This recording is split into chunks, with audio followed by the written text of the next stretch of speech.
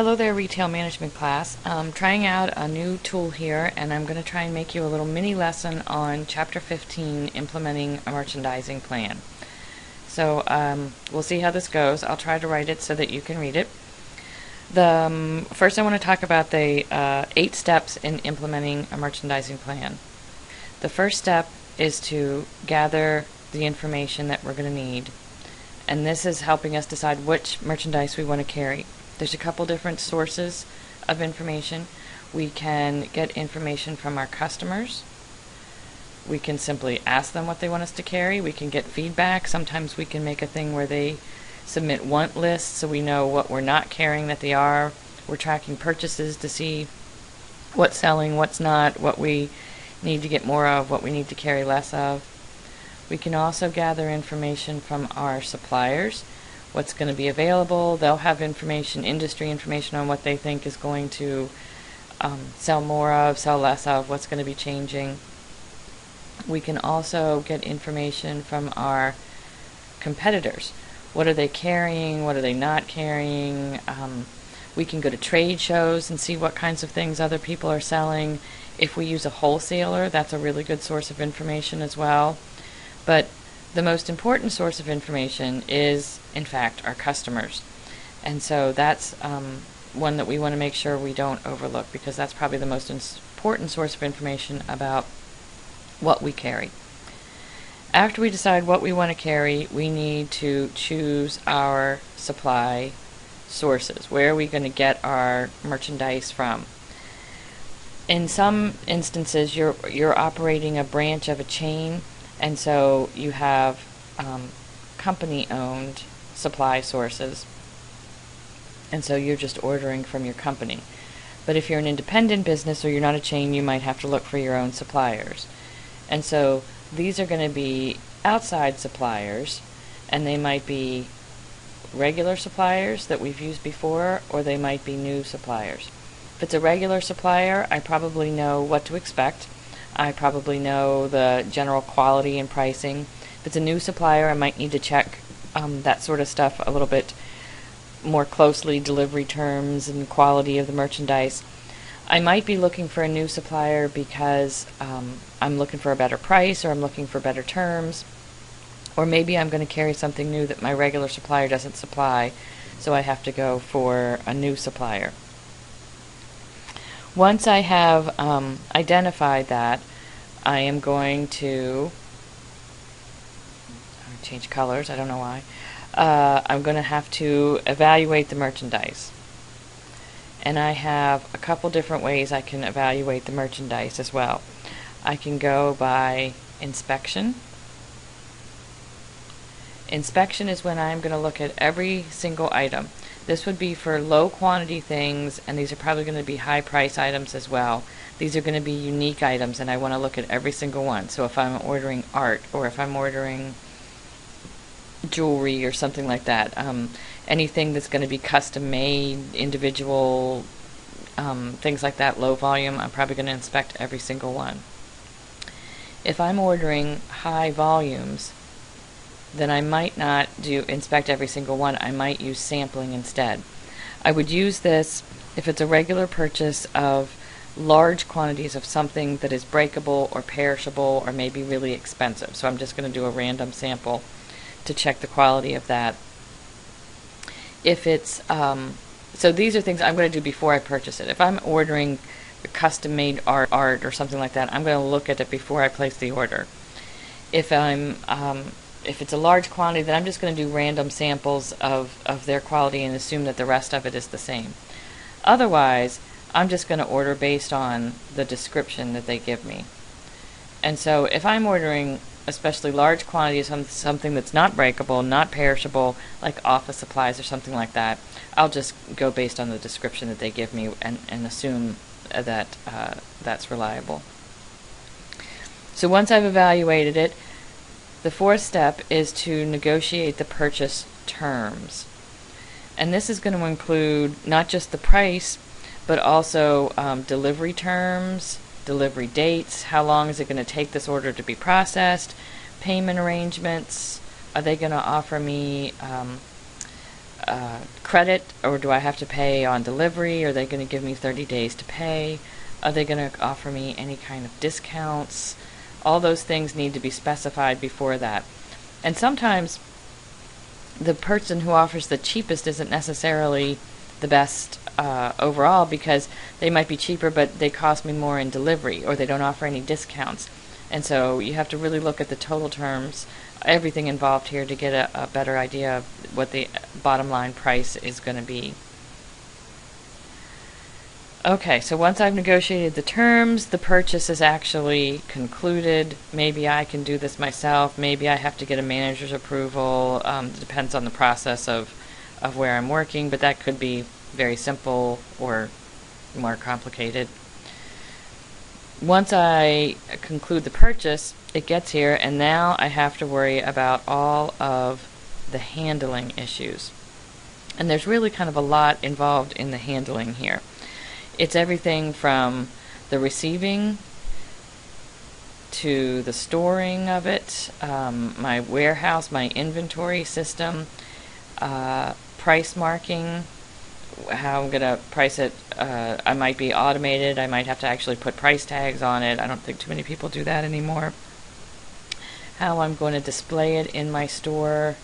So everything to get it ready for sale once it comes in. All that, and that could be a lengthy process, but I need to make sure I keep track of all of that, and so I know exactly how much I have or when I need to reorder. Step 7, then once I've got it here, now I've got kind of the follow-up things. The reordering procedure. If it's something like what we talked about here, like office supplies or something like that, then I'm probably just going to have an automatic reordering system and I don't have to go over too much. The more inventory you keep on hand, the more it costs you. So you've paid that money up front and you haven't been paid for it yet. So storing inventory is expensive. So you have to kind of balance, but then sometimes reordering in as well. So you have to look at your inventory turnover rate. You want to make sure you have the items when the customers need them, but you don't want to have big orders. You also have to look at the delivery and the ordering lag time.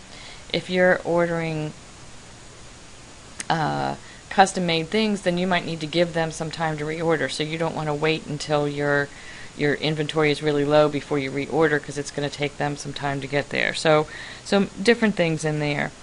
And then the last step here, step 8 in this ordering process, is actually to go back and reevaluate. You're going to reevaluate this process here. You're going to evaluate your procedures to make sure that your inventory is here when you need it. You're going to evaluate the merchandise itself. You don't want to keep ordering from one of these regular guys if the quality has gone down or if the prices have gone up. It might be time to shop around there. The services that the supplier is offering you, maybe somebody else has better terms over here, is offering discounts. So we're going to have to kind of reevaluate this from time to time.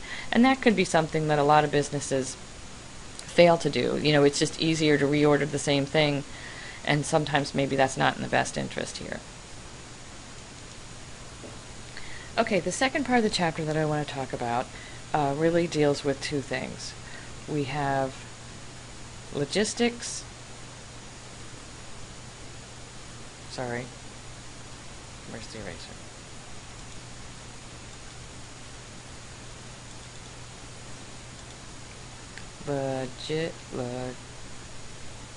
Hold on. Sorry about that. Let's try this again. Logistics. That looks better, I think. And inventory management. Logistics involves anything related to the movement of merchandise through the chain. Movement of merchandise. So this is shipping, receiving. This is everything that that it takes to get it from the supplier, the manufacturer, into my store and on the floor. It's really a balancing act here. I am trying to improve efficiency, I'm trying to increase efficiency, and I'm trying to reduce costs. And those are the goals of the logistics process. We're everything from improving the accuracy of the orders placed to minimize shipping time, coordinating shipments. Maybe I can reduce costs by coordinating shipments to different branches or different stores. I'm trying to optimize the merchandise levels. I'm trying to minimize damage. So I'm trying to reduce anything that costs me money and improve anything that's going to increase the time. Within this section here, we also talk about the supply chain. And this is anybody that is involved in this logistics process. So anybody from the shipping end on my manufacturer or my wholesaler, to anybody working in the warehouse, to anybody stocking inventory in my store. The supply chain is anybody involved in logistics or in the movement of merchandise. So that can be a whole lot of people. Logistics, if it's a big operation like Walmart, they will spend millions of dollars improving logistics because it will save them millions of dollars. A big retailer with a lot of merchandise, this is very, very, very important and can save them a lot of money. The more they can improve efficiency, the more they can lower their costs. So especially for a big retailer with a lot of merchandise, logistics is very, very important. If we look at inventory management, we have a couple different things here. This is once it's in here, how I manage it. For one thing, my goal here is proper inventory levels. Inventory levels. So this is also a balancing act here. This is tough because you need the stuff. You want to make sure you have it when your customer wants it. If they come in and you don't have it, they're going to go somewhere else. Or if they go to order online and it's going to be a week till you get it in, they're going to go somewhere else and get it. Customers have a lot of choices now. But the more I keep sitting around, the more it costs me to do that. So that's where you see all kinds of things. If you've heard of just-in-time inventory, that's sort of related to that, although that's more manufacturing. But the efforts here are really lean inventory. I want to have it when my customer needs it, but not much before that. Lean inventory. I keep doing that. In the chapter, it also talks about QR, which is quick response inventory planning. And I probably need some technology to do that, or at least some software. But that's going to help me minimize the amount of time that it's sitting here. So lean inventory is really the process. It goes towards more frequent ordering, but less at a time. So I'm ordering more often but smaller quantities. The other thing we talk about in this section, this last thing, is merchandise security. And we talk in here about inventory, I just keep doing that, inventory shrinkage. And that is your inventory disappearing. So there's a couple different ways inventories can disappear. You can have customer shoplifting, which accounts for about 43% of that. And the other big one is employee theft, which is about 35% of all inventory shrinkage. So most of it's coming from here. If you look on figure 1512 in your book on page 395, it has some suggestions in there for reducing customer and employee theft. Another way that we can lose it is vendor fraud. This is when the vendor or the supplier is purposely misleading. So they told me there was 24 in the box and there was really only 22 in the box, and I didn't realize that at the time, and so my inventory levels don't match. That's fairly small. That's about 6%. But the other one is administrative errors. And this is when people, they're not purposely, it could be so the administrative errors could just be ordering problems. I thought I received 6 boxes and I really only received 5. Nobody's intentionally committing fraud here. It was just a mistake that nobody caught. The other thing with you have employee theft, but you also have if I lose stuff because it was mishandled, because it was damaged in there, that's going to cost me money as well. It's not like they're stealing from me, but if they're mishandling things, that's a problem in there as well. To reduce some of this, both of these in here, we have what we call electronic article surveillance. Electronic article surveillance.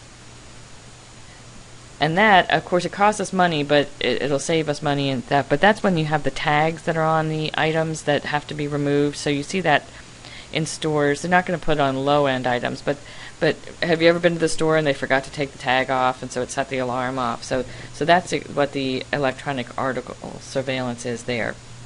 And that can help us reduce, because these two things right here especially can be a lot of money. So if we can reduce those with electronic article surveillance or some of the other methods that we talked in there, that can save us a lot of money. And if any of you have worked in retail, you're probably very familiar with this and maybe have seen some other ideas for what people do.